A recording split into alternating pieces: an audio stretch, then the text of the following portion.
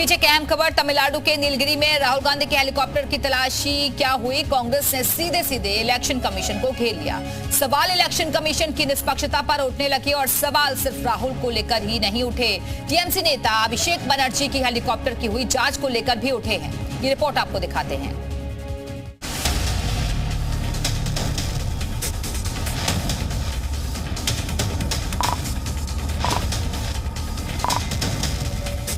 Helipad पर helicopter खड़ा है, बगल में पायलट भी मौजूद हैं। तभी दो पुलिस वालों के साथ एक अधिकारी हेलीकॉप्टर के पास आते हैं। पहले तो पायलट से कुछ सवाल करते हैं और फिर पास खड़े हेलीकॉप्टर की तलाशी लेने लगते हैं। करीब 2 मिनट तक हेलीकॉप्टर को दाएं बाएं से जांचने के बाद ये अधिकारी वापस लौट जाते हैं।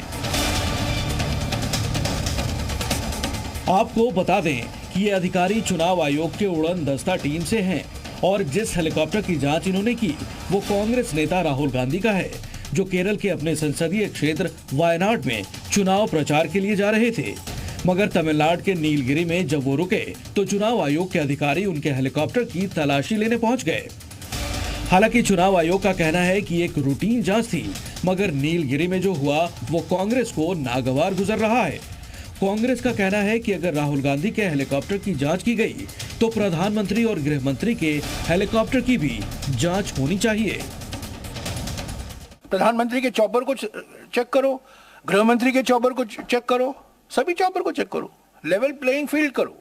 आप एक निष्पक्ष संस्था हो, संवैधानिक संस्था हो, अपना अधिकार समझो और बराबर तरीके से सभी पार्टियों के साथ व्यवहार करो। नहीं, सबके हेलीकॉप्टर को चेक कीजिए, हमारे पास कुछ छुपाने को ही नहीं है। ऐसे ही प्रधानमंत्री के हेलीकॉप्टर को चेक करिए, गृह मंत्री को चलिए, उनके तमाम लोगों को करिए। एक लेवल प्लेइंग फील्ड होनी चाहिए। निष्पक्ष संस्था है इलेक्शन कमीशन, उसके अधीन इस समय कानून व्यवस्था है। बिल्कुल चेक कीजिए, सबको चेक कीजिए।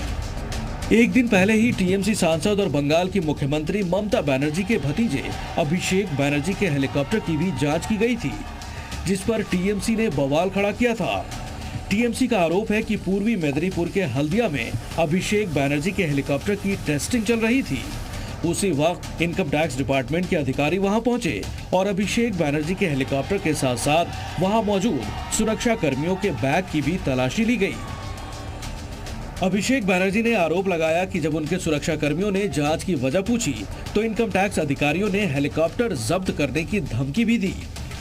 अभिषेक बनर्जी ने इस पूरी घटना के बारे में सोशल मीडिया पर पोस्ट भी किया। वहीं भतीजे के हेलीकॉप्टर की तलाशी से ममता बनर्जी भी भड़क गईं और इसके पीछे बीजेपी का हाथ बताया।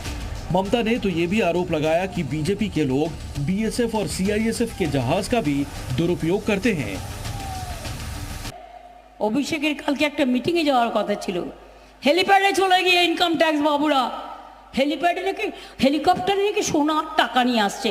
আমরা করি না, ওটা বিজেপিরা করে। তার কারণ ওরা বিএসএফ এর এতে আসে, ওরা সিআইএসএফ এর এতে আনে, এরা প্লেনে আনে।